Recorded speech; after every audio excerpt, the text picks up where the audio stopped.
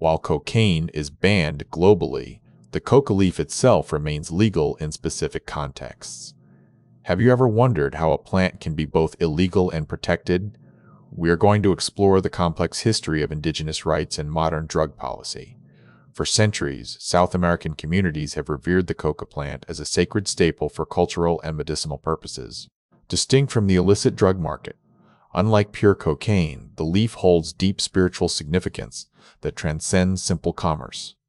Countries like Bolivia and Peru have explicitly decriminalized personal use and cultivation to protect their cultural heritage. This legal framework acknowledges that the leaf is not merely a commodity, but an essential part of indigenous identity and tradition. International bodies like the WHO have recently reviewed the plant's status, challenging colonial-era policies that unfairly linked the leaf solely to addiction. This review aims to safeguard genetic resources and prevent biopiracy by indigenous knowledge. Governments have committed to strict controls that separate traditional chewing from illegal production.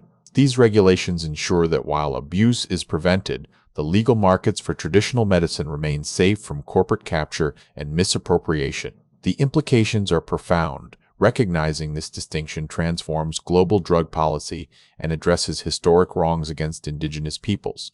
It shifts the focus from total prohibition to a nuanced understanding of cultural necessity versus recreational abuse.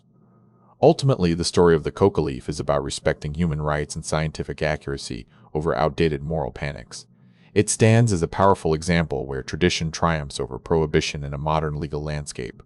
We've seen how law and culture collide regarding the coca leaf. This distinction is vital for protecting indigenous rights today. What other traditional medicines face legal confusion? Let me know your thoughts in the comments.